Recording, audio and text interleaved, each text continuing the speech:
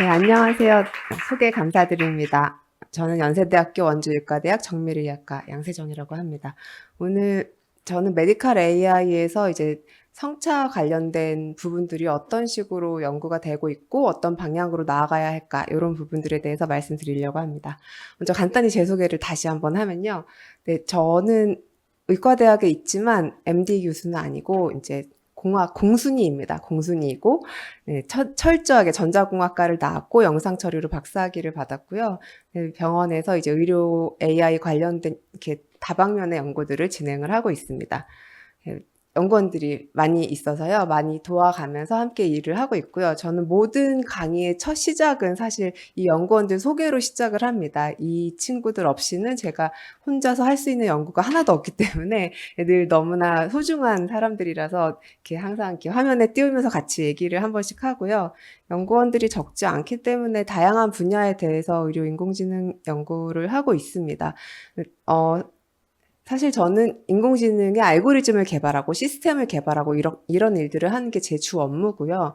그런 연구를 하다가 이제 성차, 젠더에 관련된 얘기를 알게 되었고, 내가 하고 있는 인공지능에서 그러면 성차가 어떤 영향을 끼칠까 이런 생각들을 좀 하게 되면서 연구의 방향이 어느 정도 조금 변화된 부분들이 있었습니다. 오늘은 그 얘기도 조금 말씀을 드리도록 하겠습니다. 네. 그래서 오늘 저는 먼저 AI와 건강 형평성, 편향 관련된 얘기들을 좀 말씀을 드리고 그다음에 성차 기반 AI 연구의 예시를 조금 말씀을 드리려고 합니다. 그리고 저희가 어떤 식으로 연구를 진행을 하는 게 좋겠다 이런 방향들에 대해서 좀 말씀을 드리려고 합니다.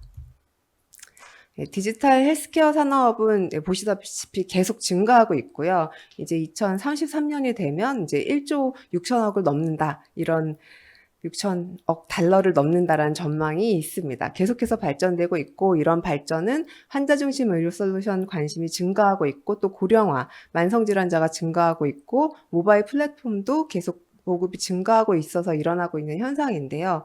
디지털 헬스케어 했을 때 의료 AI는 빠질 수가 없습니다. AI 없이 디지털 헬스케어를 구현하는 것은 굉장히 어려운 일인데 물론 일부는 아닐 수도 있겠지만 네 그래서 이 의료 AI가 되게 중요한데 그럼 과연 의료 AI는 이런 젠더 문제에 있어서 굉장히 안전한가라는 부분들을 좀 고민을 하게 됐었습니다. 사실 의료 AI는 어떤 데이터로 학습이 되고 누구에게 어떻게 적용되느냐에 따라서 건강 형평성을 오히려 침해할 수도 있는 그런 위험성이 존재하고 있습니다. 다들 아시겠지만 건강 형평성이란 모든 사람이 공정하고 정의로운 방식으로 건강을 누릴 수 있는 기회를 보장받는 것을 말합니다. 즉 출생지나 경제적인 정도 그리고 교육의 유무, 장애 여부, 성별 및 인종과 상관없이 의료 서비스의 접근이 평등하게 잘 이루어져야 한다는 의미인데요. 그러면 의료 AI가 이런 건강 형평성을 해치고 있는 부분이 있지 않을까라는 생각을 해볼 수 있을 것 같습니다. 사실 의료 AI를 잘 활용하지 않으면 오히려 건강 형평성을 해칠 수 있는 부분들이 있습니다. 건강 형평성에는 젠더의 부분도 당연히 들어가는 거고요. 그래서 이러한 건강 형평성을 해칠 수 있는 의료 AI의 한 부분이 가장 중요한 부분 중에 하나가 데이터 편향인데요. 데이터 편향이란 인공지능 모델을 훈련시킬 때 사용되는 데이터가 불균형하거나 왜곡되어서 특정 그룹이나 특성에 대해 불공정하거나 부정확한 결과를 만들어내는 현상을 얘기합니다. 이런 데이터 편향에는 세 가지 종류가 있는데요. 먼저 역사적 편향은 과거 의료 시스템의 차별적인 데이터가 그대로 학습을 되어서 편향을 유발하는 것을 얘기를 하고요. 샘플링 편향은 대표성을 띠지 못하는 데이터들로 학습을 하게 돼서 생기는 편향을 얘기를 합니다. 그리고 측정 편향은 이제 훈련을 하는데 사용되는 변수가 이렇게 영향을 미치는 요인들을 다 포괄하지 못해서 생기게 되는 편향을 얘기를 합니다. 예시인데요. 네. 아프리카계 미국인인 제키 엘신이라는 분이 자신의 흑인 여성 친구의 사진을 찍어서 구글 포트에 올렸습니다. 그래서 바로 태깅이 자동으로 되잖아요. 근데 태깅이 고릴라라고 되었습니다. 이 부분은 알고리즘 개발 과정에서 성별과 인종을 고려하지 않았기 때문에 발생됐던 좀 슬픈 얘기인데요. 또 하나의 예제는 챗GPT에 관련된 것입니다. 챗GPT에 물었습니다. 의사는 간호사에게 고함을 질렀습니다. 왜냐하면 그녀가 늦었기 때문입니까? 늦었기 때문입니다. 누가 늦었습니까? 라고 물었더니 챗GPT는 문장에 의하면 간호사가 늦었습니다. 라고 잘 대답했습니다. 그래서 질문을 바꿨습니다. 간호사는 의사에게 고함을 질렀습니다. 왜냐하면 그녀가 늦었기 때문입니다. 누가 늦었습니까? 라고 물었더니 챗GPT는 이 문장에서는 여전히 간호사가 늦었습니다. 라고 얘기했습니다. 왜 이런 현상이 나타났을까요? 간호사와 의사의 순서가 뒤바뀌었는데 여전히 대답은 동일하게 간호사입니다. 이것은 알고리즘이 데이터에 반영되어 있었던 사회적 편견을 그대로 간호사는 대부분 여성이다라는 그 편견이 그대로 학습되어서 발생된 문제입니다. 이제 의료 AI 쪽으로 와서 또 예시를 한번 보시면, 이 예시는 고위험군 선별 AI에 나타난 인종 편향에 관련된 것인데요. 고위험군 환자를 선별하는 AI를 만들었습니다. 근데 이 AI를 만들고 나서 결과를 보니 동일한 조건에서 아프리카계 미국인 환자보다 백인 환자를 선호하는 것으로 결과가 나타났습니다. 이것은 의료 수요의 대리 변수로 과거에 사용된 의료비 지출 내역이 들어가 있었기 때문에 발생되었던 거고요. 인종별 빈부 격차가 데이터에 반영되어서 편향을 유발한 경우입니다. 또 하나의 예시는 이제 간질환 진단 AI의 성별 편향에 관련된 부분인데요. 이전에 연구가 있었습니다. 간질환 진단 AI를 만든 연구가 있었고요. 이 연구진은 그 연구를 그대로 재구성하고 이전 연구와 동일한 성과를 얻었음을 입증한 다음에 성별 연구를 했습니다. 그래서 이 연구팀은 이제 이 알고리즘에 대해서 성별에 따른 성과를 조사를 했고요. 그 결과 여성의 경우는 간질환 사례의 44%를 놓친 반면에 남성의 경우는 23%에 불과하다는 사실을 알았습니다. AI로 나온 결과인데 남녀의 그 애큐러시가 달라지는 결과를 보였었고요. 이것은 알고리즘에 반영된 기존 의학 지식이 남성에게 더 유리한 지표였기 때문에 발생된 문제였습니다. 그리고 세균성 질염에 대한 것도 인종 편향이 있었었는데요.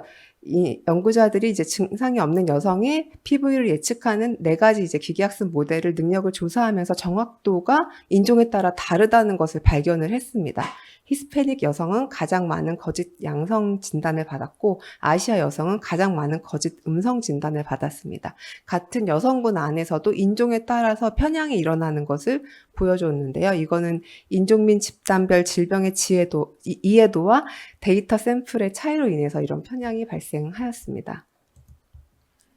최근에 이제 네이처의 기고문에서 연구에서 성별과 젠더를 무시하는 것은 공중보건이 위협이다라고 이런 기고문이 나왔었는데요. 기고문의 내용은 여기 쓰여져 있지만 현재 유전자 편집과 AI 기술과 같은 최신 기술이 성별 및 젠더 변수를 충분히 고려하고 있지 않다라고 얘기를 하면서 그 예로 알츠하이머 치료제 레베카맙은 남성에게만 효과적이고 여성에게는 그렇지 않을 수 있다라는 내용을 이제 같이 담아서 얘기를 하고 있었습니다. 그러니까 이 기고문에서 하고 싶었던 얘기는 성별 및 젠더 변수를 무시할 경우에 AI 시스템의 편향을 오히려 강화시킬 수 있다라는 가능성을 지적해 주고 있었는데요. 이만큼 데이터 편향은 오히려 건강 형평성을 해칠 수 있는 그런 부분이기 때문에 의료 AI를 다룰 때 있어서 굉장히 조심해야 되는 부분이라고 생각이 듭니다. 그러면 구체적으로 좀 의료 AI 연구에서 성차 관련된 부분들이 어떻게 지금 연구가 되고 있고 어떤 식으로 발전되고 있는지 말씀드리겠습니다. 이 연구는 저희 연구인데요. 제가 작년에 퍼블리시한 논문입니다. 근데 사실 이 연구는 저는 아까도 말씀드렸지만 의료인공지능을 구현하고 시스템을 만들고 하는 사람이었기 때문에 사실 처음 이 연구의 목표는 이 LVH, 자심실 비대를 조기에 디텍트하는 AI 알고리즘을 만드는 게 목표였습니다. 다들 아시겠지만 여기 계신 분들은 저보다 더 잘 아시겠지만 자심실 비대는 이제 심장 질환으로 초래되는 가장 초기 단계의 심장의 변화이기 때문에 조기에 디텍트하는 것이 되게 중요한데요. 이 디텍트하는 것을 EKG로 해보자라고 얘기가 나와서 연구를 처음에 진행을 했었습니다. 이 연구를 하다 보니까 전체 애큐러시는 괜찮은데 이 폴더별로 이제 K-폴드 밸리데이션이라는 방법이 있거든요. 검증을 하는. 근데 이 폴드를 이렇게 나눠서 하고 있는데 어떤 폴드에 대해서는 유난히 애큐러시가 낮아지는 거예요. 왜 그렇지? 데이터를 아무리 살펴봐도 데이터에 큰 문제가 없어 보이는데 이게 뭐 때문에 유발되는 거지? 하고 계속 살펴보니까 그 폴드에만 유난히 여성이 많았습니다. 그래서 이런 경향이 있네? 그리고 이렇게 좀 찾아보니까 요런 오른편에 나오는 연구를 발견을 할 수 있었고요. 그래서 이제 혈압, 체중, 나이 등의 공변량을 보정한 후에도 인종 성별 간 차이가 유의미하게 존재한다라는 요런 연구들을 보면서 그럼 우리의 결과에도 남녀 차이가 존재할 수 있겠구나라는 생각이 들어서 그 부분을 조금 더 연구를 했었고요. 예, 지금 이 연구에 대한 말씀을 드리면 지금 환자를 어떻게 선별했는지 이제 개요도입니다. 그래서 연세대학교 원주 세브란스 병원의 심전도 빅데이터를 사용을 했고요. 2010년부터 2020년까지 축적된 데이터였습니다. 총 18세 이상의 34,302명의 피험자가 연구에 사용되었고요. 상당히 적지 않은 데이터로 연구를 진행을 하였습니다. 예, 그래서 이거는 이제 알고리즘적인 부분이라서 그냥 보여만 드리고 넘어가도록 하겠습니다. 저희가 여기서 이제 처음에는 목표가 얼리 디텍션이었기 때문에 조기 진단을 하는 거였었기 때문에 당연히 데이터를 다 같이 넣어서 열심히 딥러닝 알고리즘을 구현을 해서 만들었습니다. 이러한 여러 이제 태스크들을 진행을 했었는데 아까도 말씀드렸다시피 폴드당 결과가 너무 달라지는 것들을 발견을 했었고요. 그래서 그러면 우리가 데이터를 좀 나눠보자 해서 전체 데이터, 남성 데이터, 여성 데이터로 나눠서 연구를 진행을 했습니다. 그랬더니 전체 데이터의 결과에 비해서 남성 데이터는 전체 데이터의 결과를 따라오는 AUROC를 보여줬었는데 여성 데이터는 훨씬 더 낮은 것을 이렇게 볼 수 있었습니다. 그래서 폴드별로 결과가 달랐던 게 여성 데이터가 많이 섞이면 그 폴드만 유난히 이 결과가 안 좋아지는 그런 경향을 보이는 것을 이제 같이 발견을 했었고요. 그래서 아마 이것은 심장 크기에 따른 진폭 및 간격 차이가 여성이 상대적으로 덜 나타났기 때문이 아닐까라고 이렇게 추론을 해서 이제 디스커션에 적었었던 내용입니다. 그것을 이제 시각화해서 좀 봤었는데요. 여기 보시면 이 위에 것이 남성이고 아래 것이 여성의 심전도인데요. 이것은 이제 LVH가 없을 때, 이 부분은 LVH가 있을 때인데요. LVH가 없을 때는 액티베이션이 많이 되지 않은 반면에 LVH가 있을 때 둘 다 액티베이션이 되게 많이 된 것을 보실 수 있고요. 그런데 붉은색이 많을수록 액티베이션이 더 많이 된 거거든요. 근데 남성에서 훨씬 더 강하게 나타난 것을 확인을 할 수 있었습니다. 그래서 심전도를 가지고 이러한 LVH를 디텍트하거나 뭔가를 이제 진단하는 일을 할 때에는 남성, 여성에 대해서 분리를 하거나 이런 성차가 일어나지 않는 방향으로 연구를 진행해야 되겠구나를 알 수 있었던 저의 초기 연구였고요. 이제 이런 것들을 보완할 수 있는 연구를 하고 싶다라는 생각을 했었는데 2025년도 되면서 이런 것들을 보완하는 방법들에 대한 연구들도 이제 나오고 있습니다. 지금부터는 이제 다른 연구자들이 했던 연구들을 조금 보여드리려고 합니다.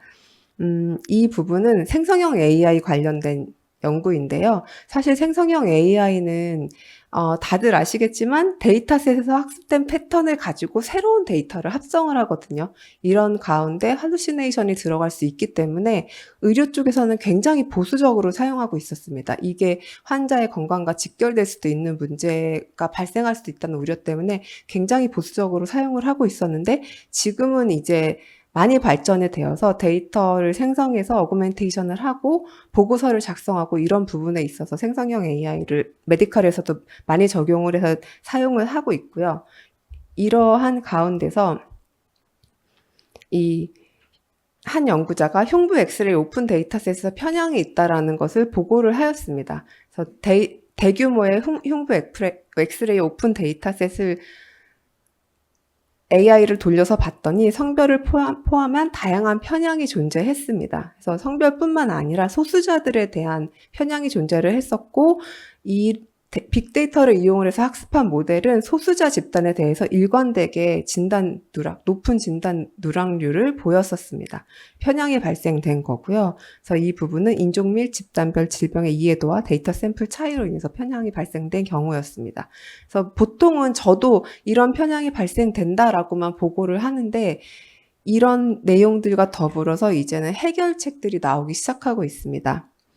이 방법은 Fair Diffusion이라는 방법인데요. 디퓨전 모델에서 보통 디퓨전 모델은 그냥 노이즈를 일괄적으로 정도를 달리해서 데이터에 넣어서 이제 그걸 가지고 생성형을 만드는 그런 방법입니다.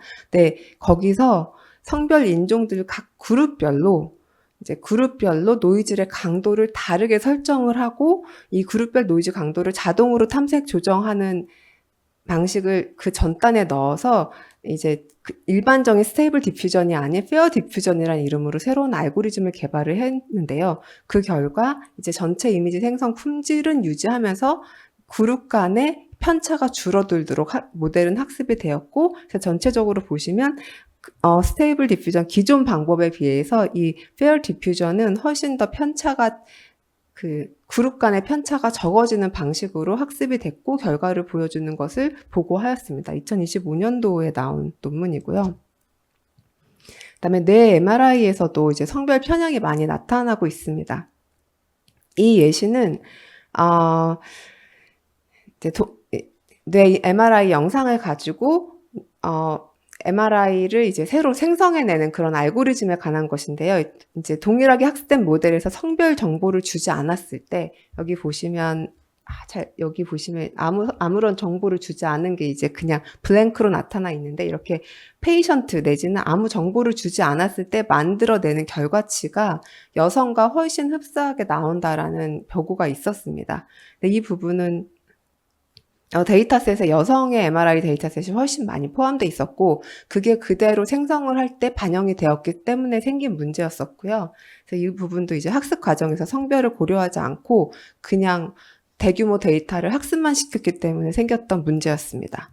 그래서 이런 부분도 해결하는 방법들이 지금 계속해서 개발이 되고 있고요. 이 방법 같은 경우는 네, 이 방법도 2025년도에, 그러니까 아주 최근에 이런 방법들이 나오기 시작하고 있는데 2022년도에 퍼블리시가 된 방법이고 이 생성 모델에서 먼저 사전에 학습된 성별 판별기, 다들 아시겠지만 뇌 MRI 영상만으로 남성, 여성을 판별할 수 있다는 결과는 이미 나와 있거든요.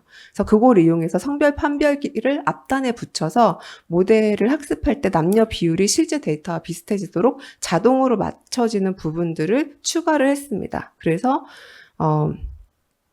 그래서 이제 알고리즘을 구성을 했고 이렇게 구성을 해서 결과를 내보니 성별에 따른 편향이 훨씬 낮아지는 것을 확인할 수 있었다라고 리포트를 했고요.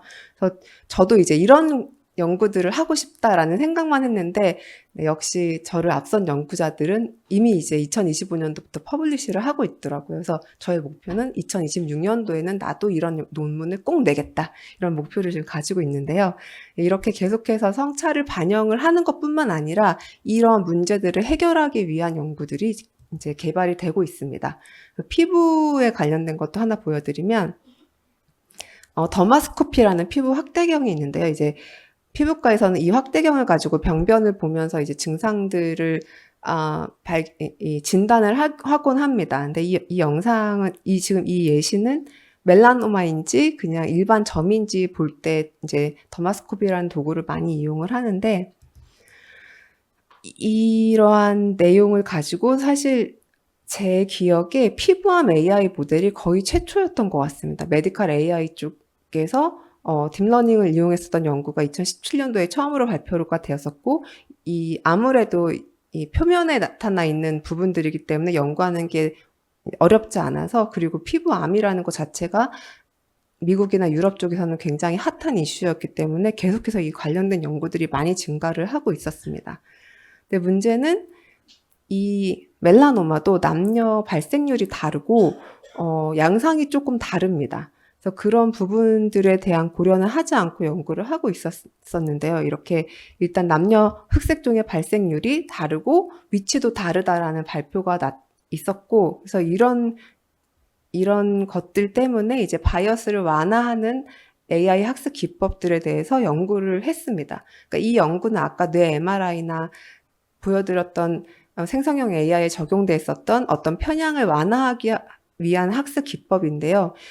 이런 것들도 이제 같이 개발이 되고 있는 상황인데 명확히 어떤 요소나 특징들이 피부 질환 데이터 성차에 대해서 영향을 주는지에 대한 연구는 없었습니다. 다른 분야에 있어서도 좀 그런 부분이 있는데요. 그러면 도대체 뭐가 성차에 영향을 주는가? 이런 연구들이 많이 있지 않았었고요. 근데 이수인 교수님께서 더마스코피 영상에서 어떤 부분이 영향을 주는가에 대한 이 예측 단서를 밝힌 연구를 하셨습니다. 네, 피부 확대경 영상만으로 환자 성별은 이 0.78 AUC 성능을 예측할 수 있다라고 얘기를 하면서 그런데 이 영상에서 어떤 부분들이 영향을 끼치는가에 대해서 채모, 붉은 기운, 자, 스티커, 나이 등이 성별 분류를 하는 데 있어서 기여한다는 그런 결과를 발표를 했고요. 그래서 이 연구를 간단히 보시면 남성 영상의 경우에는 저희가 이제 예측할 수 있는데 채모 부분이 이제 시각 신호로 강하게 나타나서 남녀를 구분할 수 있게 해주는 요소였고 그 외에도 이제 스티커나 다른 젤이나 이런 요소들이 포함이 되어 있다라는 이제 발표를 했고요. 굉장히 정량적으로 그러니까 다들 추측은 하는데 이게 어떤 부분이 성별의 차이를 나타낼까 그냥 생각만 하는 거에서 조금 더 나아가서 이런 반사실적 이미지 생성 기법도 활용하시면서 이러한 어떤 영향을 얼마큼씩 주고 있다는 것을 정량적으로 보여주는 연구였습니다. 네, 이렇게 다양한 연구들이 존재하고 있고요. 그럼 저희는 어떤 방향으로 나아가는 게 좋을까라는 것을 좀 말씀드리고 싶습니다. 예, 당연히 편향 없는 진단을 위해서 대표성 있는 데이터 기반의 학습이 정말 필요하고요. 성별뿐만 아니라 인종, 연령, 지역, 사회, 정치적 배경들이 다 잘 포함되어 있는 대표성 있는 데이터셋을 표준화해서 함께 연구할 필요가 있다라고 저는 생각을 합니다. 지금 예시를 보여드리면 이 MIT 미디어랩에서 이제 연구를 한 결과는 AI 시스템이 검은 피부의 여성보다 백인 피부의 남성을 더 잘 식별한다. 많이들 아는 내용이실 텐데요. 그런 결과들을 내었었고요. 이런 것들을 없애기 위해서라도 편향을 다 포함할 수 있는 대표성 있는 데이터들이 필요하고요. 좋은 데이터셋의 그 예제로는 NIH에서 All of Us라는 연구 프로그램을 통해서 100만 명의 다양한 인구 집단에서 데이터를 수집을 하는 프로젝트를 진행을 했었는데요. 이런 프로젝트가 우리도 필요하다라는 생각이 들고요. 물론 우리나라에서도 계속 데이터 관련돼 있는 연구 사업들을 많이 하고 있는데 그냥 제가 느낄 때는 조금 규모가 부족하다. 너무 산발적이다. 조직적으로 이루어지지 못하고 있다라는 그런 염려가 있는 부분들이 있습니다. 그래서 저희도 조금 더 조직적으로 조금 더 거대하게 잘 데이터셋을 구성할 수 있었으면 좋겠고 성별 라벨도 계속해서 포함된 데이터셋을 구성할 수 있도록 이제 홍보도 해야 될 것 같고 여러 방면에서 노력을 해야 된다는 생각이 듭니다. 그거와 더불어서 이제 AI 구현을 할 때 편향 감사 체계, 편향을 감사할 수 있는 체계를 마련을 해서 정량적으로 이 편향에 대해서 분석을 하고 편향이 있음을 알려주고 편향이 없도록 하는 방향으로 연구를 진행할 수 있도록 도움을 줄 수 있어야 될 것 같고요. 그리고 이 도구들은 이제 정량적인 것이 되게 중요하잖아요. 그래서 이 편향에 대해서도 정량적으로 분석할 수 있는 알고리즘들이 많이 나와 있습니다. 이런 소프트웨어들을 계속적으로 잘 개발을 해서 편향 감사 체계를 딱 구축할 수 있으면 좋겠다라는 생각이 들고요. 더불어서 정기적인 평가와 모니터링 체계를 구축해야 된다고 생각을 합니다. 그래서 이제 건강 형평성을 평가하고 모니터링하고 피드백을 주고 이런 시스템을 만들고 그것들을 활용할 수 있는 생태계가 구성이 돼야 된다라고 생각을 하고요. 해외에서는 이미 이런 연구들도 많이 이루어지고 있고 잘 진행이 되고 있는데 우리나라도 조금 더 발전되는 방향으로 갔으면 좋겠다라는 바람이 있습니다. 이 부분은 이 UN AI 자문기구는 AI의 형평성, 접근성, 책임성 확보를 위한 이제 국제 표준 구조 마련을 촉구하고 있고, 이것에 대한 이제 서밋을 개최를 하고, 우리나라에서 이 국제 AI 표준 서밋이 개최가 됩니다. 그래서 이런 부분들 국제사회와 발맞추어서 저희도 표준화와 어떤 거버넌스 체계를 잘 마련하는 방향이 필요하다고 생각이 듭니다. 더 말씀을 맺도록 하겠습니다. 저희 젠더 연구가 잘 활성화되고 젠더뿐만 아니라 여러 편향을 유발할 수 있는 부분들을 감소하는 연구들이 잘 활용이 되어서 모든 환자들에게 공정하게 작용할 수 있는 의료 AI가 개발되길 원합니다. 그래서 그것을 위해서는 데이터 대표성과 품질 확보가 우선되어야 하고요. 그리고 윤리적인 설계 및 구현을 이루어야 한다고 생각합니다. 그리고 지속적인 모니터링과 평가가 이루어져야 하고, 그와 더불어서 법적 제도적 장치까지 마련할 수 있는 그런 기회들이 생길 수 있으면 좋겠다는 생각을 합니다. 네, 제 발표는 여기서 마치도록 하겠습니다. 네, 양세정 교수님 감사드립니다. 우리가 별도의 토론 시간이 있기 때문에 그때 함께 질문을 나누도록 하겠습니다. 감사합니다.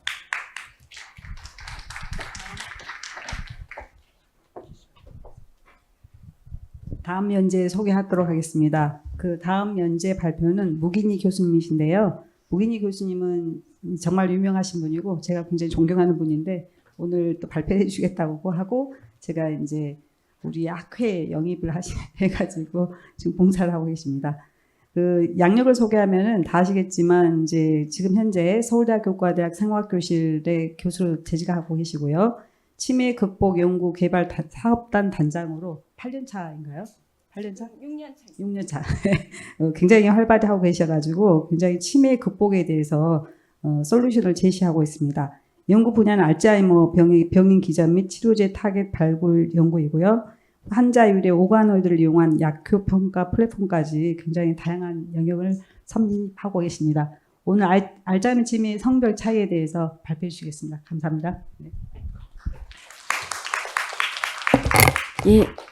좋은 소개 말씀 감사드리고요. 이렇게 발표할 수 있는 기회를 주신 김나영 교수님과 위원회에 감사드립니다. 한 가지 죄송한 말씀은, 저는 행사를 분당에서 하면 혁신파크에서 해서 당연히 거긴 줄 알고 글로 가서 대강당에 갔더니 아무도 없어서요. 너무 당황해갖고 다시 나오고 하느라고 좀 늦었습니다. 죄송합니다. 오늘 그 알츠하이머 치매의 성별 차이를 요 슬라이드를 준비하다 보니까 보면서 더 이건 너무 심각하다 막 이런 생각이 들어서요. 이쪽 연구 저희 실험실에서도 하고 있는데 더 열심히 해야겠다 하는 생각이 들었습니다.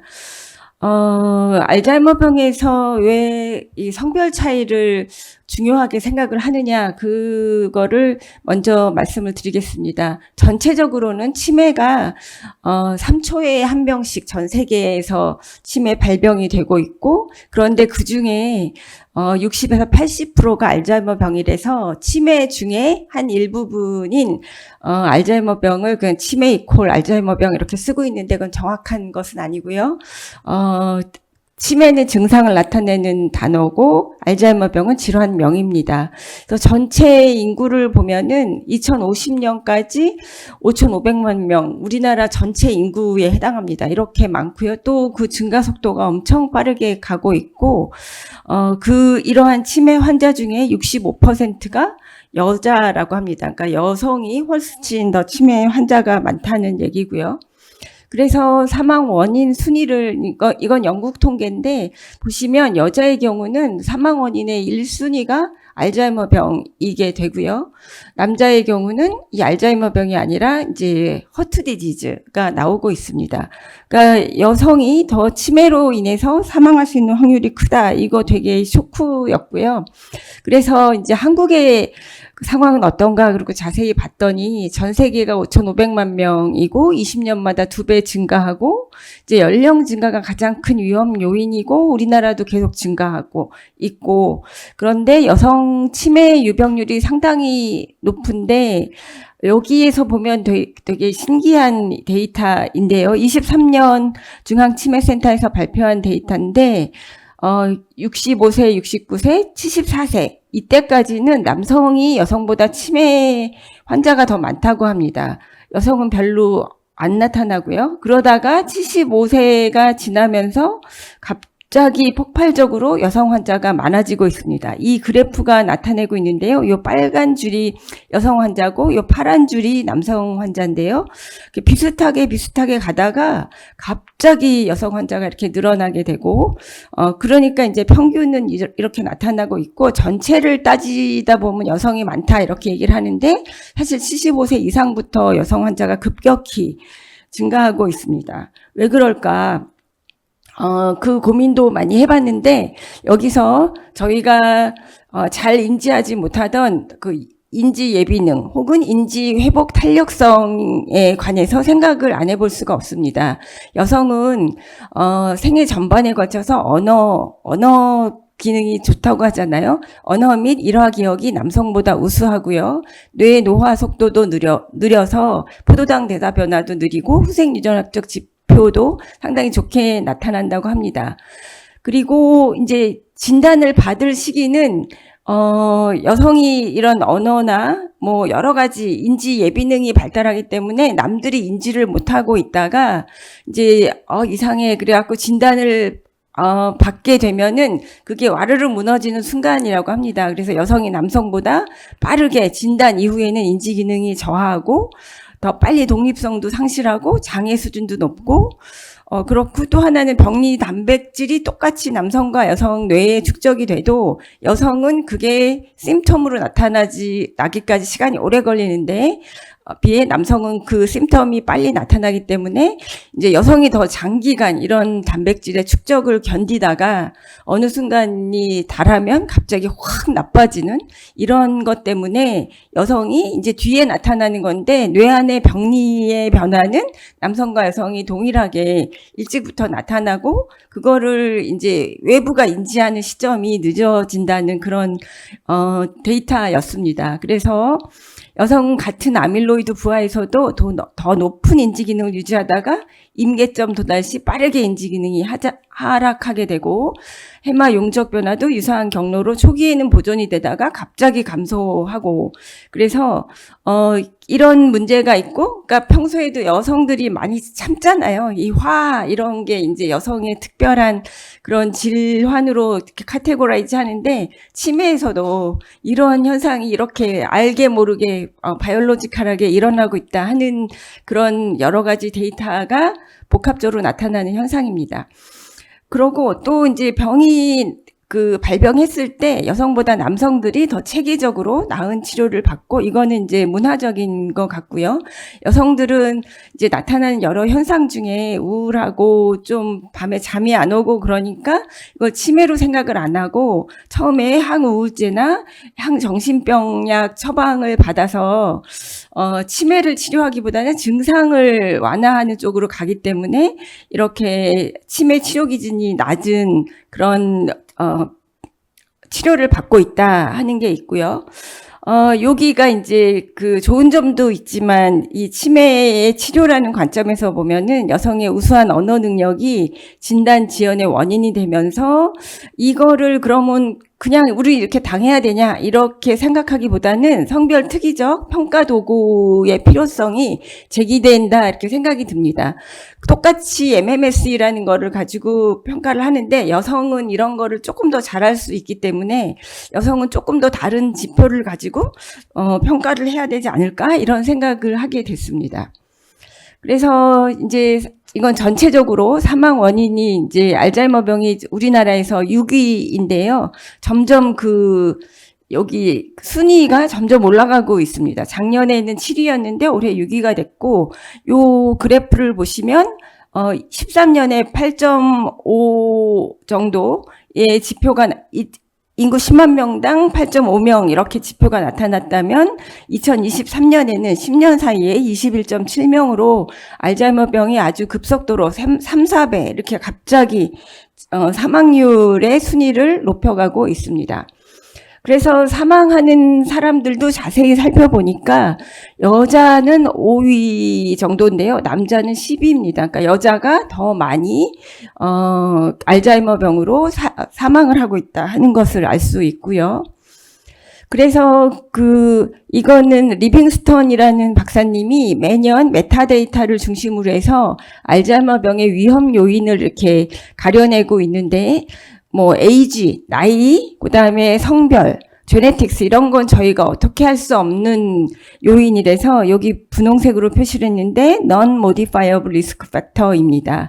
다른 뭐 당뇨나 고혈압, 비만 뭐 이런 것들은 저희가 미리미리 알면 미리 이렇게 질병 치료를 받을 수 있고 한 이러한 팩터들은 modifiable 팩터로 이게 한 45% 되는데 이 unmodifiable 팩터가 55%입니다. 이건 어쩔 수가 없는 상황이고 그 중에서도 이 여성과 남성의 차이가 아주 큰 리스크로 작용을 하고 있기 때문에 이러한 리스크를 알고 미리미리 대비해야 되는 그런 아주 중요한 시점이다 하는 것을 이 표에서도 단적으로 나타내주고 있습니다. 그래서 최근 10년간 성별 영향 연구가 급증했고요. 네이처계의 시스터 저널에 많은 이런 알츠하이머병의 성별 간의 차이 이런 연구들이 발표가 되고 있습니다. 그래서 이러한 생물학적 메커니즘 규명을 위한 다학제적 접근이 가속화되고 있고 한동안 이런 성별 연구를 하면 좋은데 논문을 낼 수 있다 해서 또 많은 분들이 이런 연구를 하고 있습니다. 근데 이제 보통 얘기할 때 여자가 더 오래 사니까 더 많이 걸리는 거 아니야? 이렇게 얘기를 많이들 하는데 이런 수명만으로는 이렇게 극명한 불균형을 설명하기에는 불충분합니다.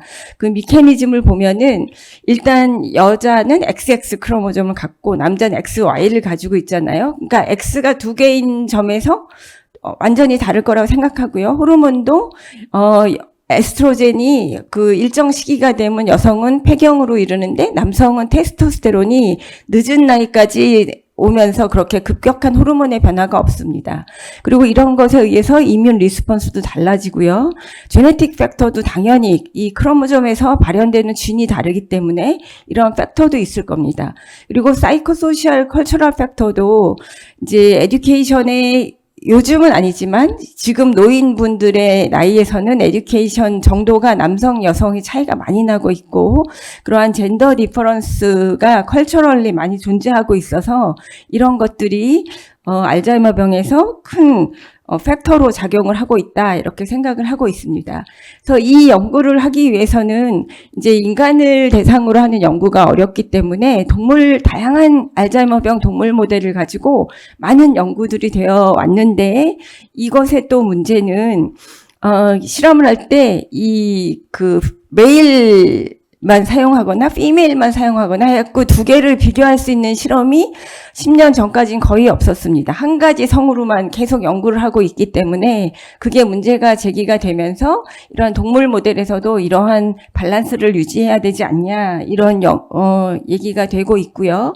다행히도 이제 브레인 에이징과 코그니션에 관한 연구가 엄청 많이 되고 있는데 이러한 연구들이 조금 전에 설명드렸듯이 메일만 가지고 연구하는 거, 피메일만 가지고 연구하는 거가 아닌 섹스 포커스드 AD 리서치를 해야 된다 하는 것이 대두가 되면서 요즘은 양쪽 성에 관한 밸런스를 유지하면서 이런 동물 모델도 이루어지고 있습니다.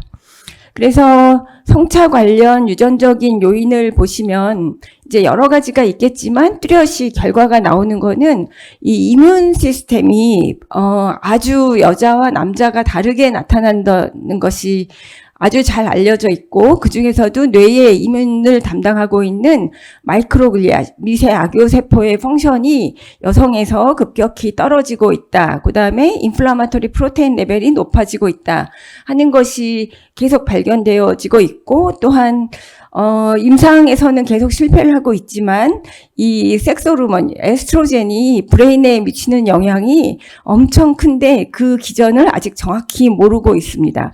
그리고 이제 그 제네틱스의 여러 가지 방법론이 발달하면서 X 크로모점의 이넥티베이션에 관한 연구가 되면서 이러한 X 크로모점 이넥티베이션에서 이스케이프하는 진들의 역할들을 또 연구를 많이 하고 있으면서 점점 이런 인간에서도 성차 관련 유전적인 그런 메커니즘 연구가 되어지고 있습니다.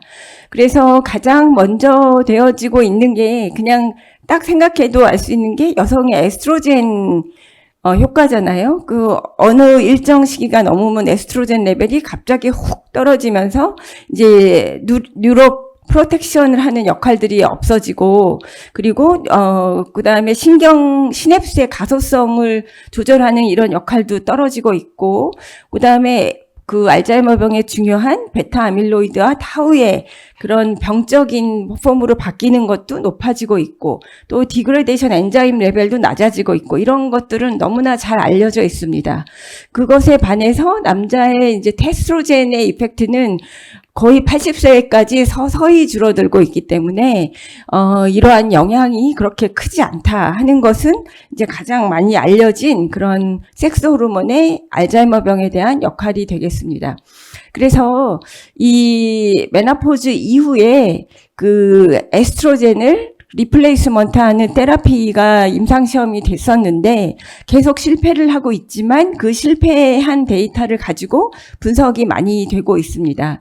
먼저 요 첫 번째 데이터는 그 일찍 폐경을 한 사람 45세에 폐경을 한 군과 50세에 폐경을 한 군을 해서 이제 호르몬 테라피를 하지 않은 군을 보면은 여기에 보시면 이 시냅스 가소성을 나타내는 지표가 더 일찍 폐경한 그룹에서 더 많이 일어나는 것을 알 수가 있고 호르몬 테라피를 했을 때도 그 호르몬 테라피를 하게 되면 이거는 이제 일상생활 이거는 시냅스의 영향이군요. 시냅스 가소성의 영향을 이렇게 일찍 폐경한 그룹과 조금 늦게 폐경한 그룹을 비교해 보면 이 시냅스의 영향이 이제 호르몬 테라피에서는 비슷하게 나타나고 있어서 이렇게 일찍 폐경한 그룹에서는 호르몬 테라피를 바로 받아야 되지 않을까 이렇게 얘기를 하고 있고 이건 인지 기능입니다. 인지 기능이 저하되는 속도를 보면은 일찍 폐경 그룹에서는 아주 극심하게 그 인지 기능이 저하되는 반면 늦게 폐경한 그룹에서는 조금 그 속도가 느려지고 있고요. 여기다가 이제 호르몬 테라피를 하게 되면 그 정도가 조금 줄어들긴 하지만 이제 일찍 폐경한 그룹보다는 늦게 폐경한 그룹에서 인지 기능에 대한 것은 훨씬 더 좋게 반응을 하고 있는 것을 알 수 있습니다. 그래서 폐경 연령과 시냅스 인테그리티 간 유의미한 상호작용이 인지 저하와 타우 엉킴과 관련이 있다. 이런 결과를 이러한 연구에서부터 알 수가 있었고 폐경 후 호르몬 치료를 받은 여성들에 대한 연관성이 이제 많이 완화되니까 아직 정확히 기전은 모르고 클리니컬 트라이얼에서 계속 실패는 하고 있지만 이런 그 에스트로겐 요법이 인지기능 개선 및 알츠하이머병 위험 여성의 임상 증상 완화에 도움이 될 거다 해갖고 클리니컬 트라이에서 실패를 했지만 그럼에도 불구하고 계속 연구를 해야 된다 하는 것을 이 연구 논문에서 주장을 하고 있습니다.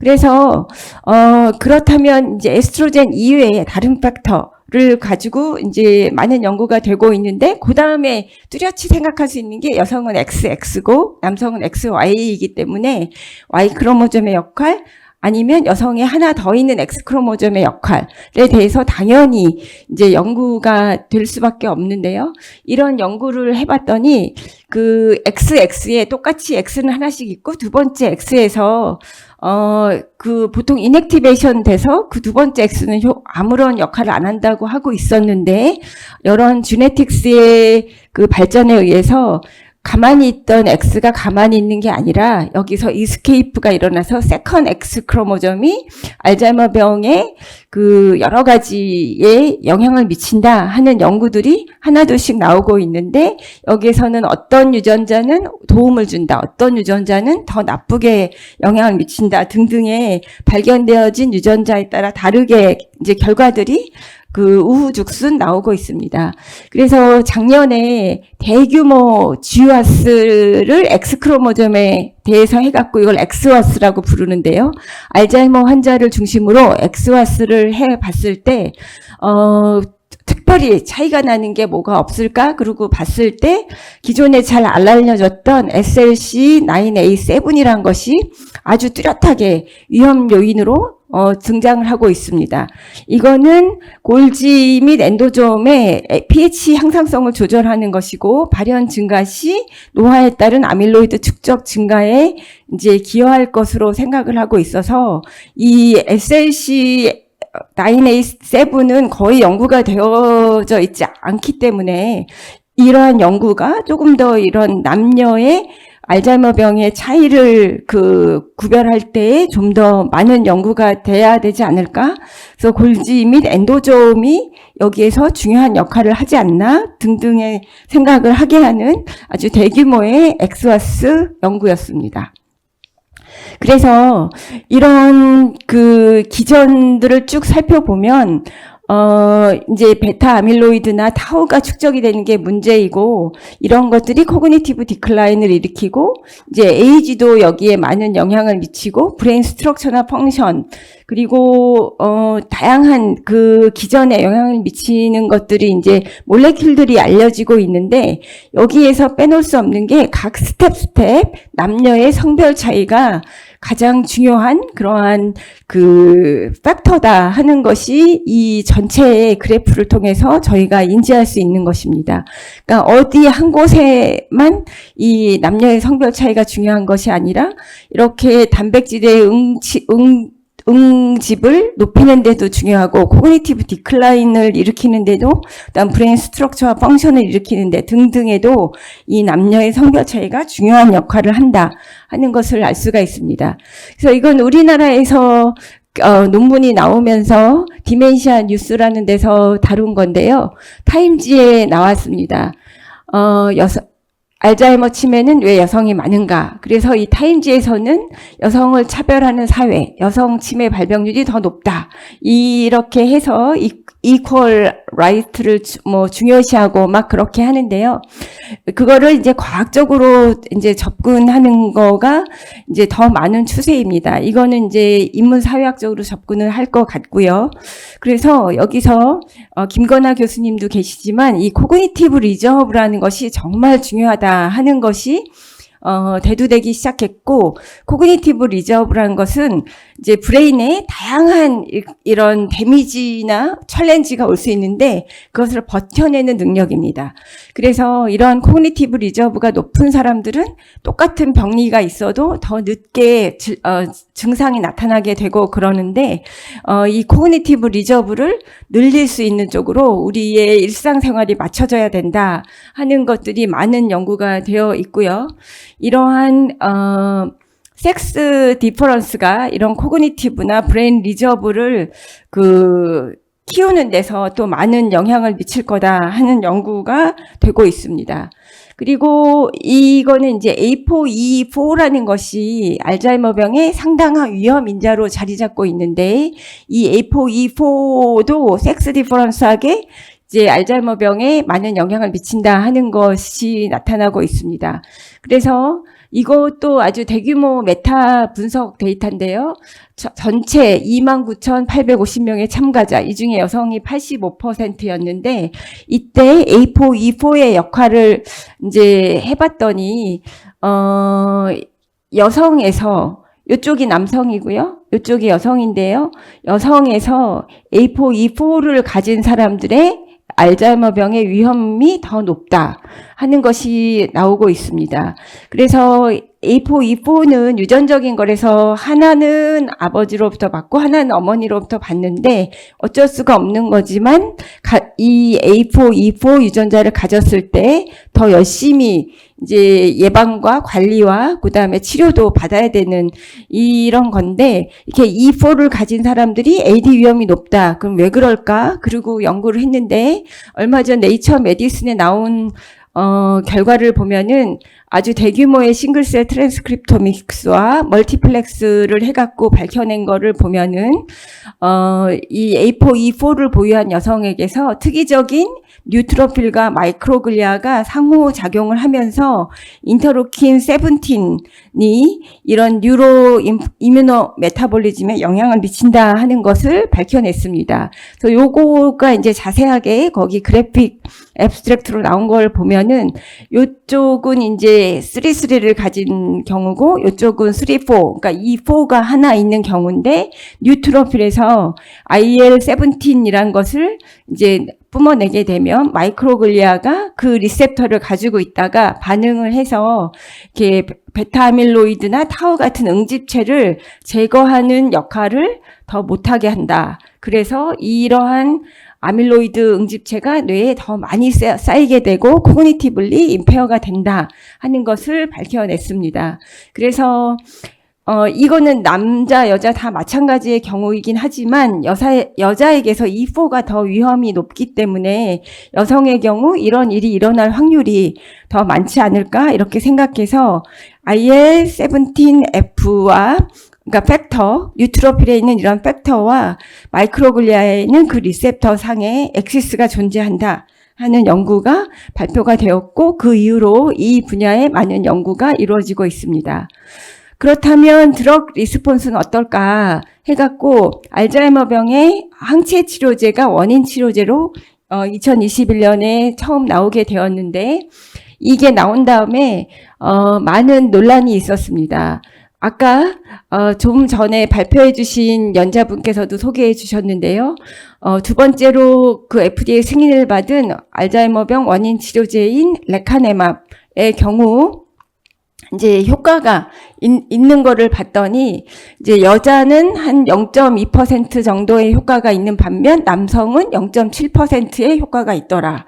그럼 이제 0.5%의 효과도 대단한 거기 때문에요. 이런 그 효과, 이 약물의 효과가 여성에게선 그럼 없는 거 아니냐. 막 이런 그 문제점까지 대두되었습니다. 그리고 또 하나 약이 이제 그 도나네맙이란 것이 나왔는데 현재는 우리나라에는 요 레카네맙만 처방이 되어지고 있고 곧 도나네맙도 나올 건데요. 다행히도 이 도나네맙의 경우는 여성과 남성의 그 세라퓨릭 이펙트를 봤더니 이 처음 나왔던 레카네맙은 남성한테서 효과가 많았던 반면 도나네맙은 여성에게서 더 효과가 많았다. 이런 결과가 나와서 그래도 이거는 조금 더 진일보한 여성에게 좋은 소식이 아닐까 이렇게 생각이 듭니다. 그래서 지금까지 말씀드린 거를 이제 잠깐 서머리를 해보면 전 세계 우리나라 인구와 맞먹는 5,500만 명이 알츠하이머병의 영향을 받고 있고 환자 수는 20년마다 2배씩 증가를 하고 있고 여성이 남성보다 더 높은 위험률을 가지는데 이것이 단순한 수명 차이로는 설명이 불가하고요. 왜 이렇게 여성에게서 높은 위험이 나타나냐 보면은 이제 교육기회 부족이나 낮은 신체 사회활동 참여 등에 의한 인지 예비능 형성 기회 제한 등에 의한 사회적 요인도 있겠지만 생물학적 요인으로 임신, 폐경, 에스트로겐 급감에 의한 뇌 보호력이 저하된다. 그리고 X크로모솜이 하나가 더 있기 때문에 X크로모솜 인액티베이션과 X링크드 진에 영향이 있을 거다 하고 있고 또한 A4E4가 상당히 위험한데 이것을 보유한 여성 수가 더 많기 때문에 AD가 더 많이 여성에게 치명적이지 않을까 생각하고 있고 흑인 히스패닉 및 개발도상국 여성의 건강 불평등, 사회적 스트레스, 낮은 의료 접근성 등에 의해서 이런 위험도도 상승할 것 같고요. 신약 효능도 이제 레카네맙의 경우는 ApoE4 여성에게서 효능이 아주 낮게 나오기 때문에 이러한 여러 가지가 합쳐져서 이 알츠하이머병에 여성이 더 치명적이지 않을까 이렇게 생각이 들고, 이러한 것에 의해서 표준화된 성차 분석과 다양성이 반영된 임상 연구가 필수적이고, 알츠하이머병의 발병, 치료 반응, 성별, 인종, 민족별 데이터 등이 지금 상당히 그 리미트가 되어 있는데, 이런 것이 미래 AD 치료의 핵심 과제가 되지 않을까 이렇게 생각을 합니다. 그래서 그 섹스 디퍼런스를 얘기할 때 이제 알츠하이머병의 의학적인 생물학적인 요인만 얘기를 하는데, 그렇게 바이올로지컬한 문제뿐이 아니라 이게 이코노미에도 상당히 치명적인 역할을 합니다. 왜냐하면 그 여성의 그 알츠하이머병 발병률이 높은데 치료를 하는데 드는 비용은 상당하기 때문에 그 NIH에서 그러면 연구비를 어떻게 디스트리뷰션 했을까 이렇게 살펴보면, 이제 다음 세션에 그 과기정통부의 그 국장님 오시는데요. NIH 경우는 이 알츠하이머병에 대해서 여성에 포커스한 연구비는 그 35세 기준으로 여성 1인당 3불인데 남성 1인당 24불을 지불하고 있습니다. 그래서 좀 더 이러한 격차가 해소되어야 되지 않을까 이렇게 생각하고, 우먼 포커스드 리서치 전체를 봐도 전체 리서치의 12%만이 여성에 포커스되어 있어서 좀 더 많은 이런 연구비 배분이 필요하지 않을까 이렇게 생각하고 있습니다. 그래서 여성이 2배나 많은 이런 알츠하이머병에서 리스크를 가지고 있고, 알츠하이머병 환자 수가 등하는 이런 상태에서 이런 이코노믹한 부분을 생각하더라도 이 여성에 대한 연구는 좀 더 많이 되어져야 되지 않을까 생각하고요. 이게 마지막 슬라이드인데요. 우리가 뭐를 알고 있고 뭐를 잊어버리고 있고 이제 뭐를 익스플로어 해야 하느냐를 한번 생각해 봤습니다. 저는 이제 알츠하이머 디지즈의 섹스 디퍼런스에서의 관점에서만 생각해 봤는데요. 이 알츠하이머병에서 성별의 차는 정말 심각한 것이고 사회 경제적으로도 임팩트가 큽니다. 그렇지만 우리는 아직까지 바이올로지컬한, 코그니티브한, 그리고 소셜 미케니즘한 것들을 다 인지하지 못하고 있기 때문에 트리트먼트도 남성에게 더 잘 드는 약을 그냥 동일하게 제공을 하고 있고, 그렇기 때문에 이런 것들을 조금 더 차별적으로 연구를 해서 여성에게 더 효과가 좋은 약을 여성에게 더 많이 처방을 할 수 있게 이렇게 해야 되지 않을까 생각을 하고 있습니다. 그리고 아직까지 간과되어 져 있는 부분들도 우리가 더 많이 생각을 하면서 더 많은 투자와 연구를 지속해야 되지 않을까 이렇게 생각합니다. 네, 감사합니다.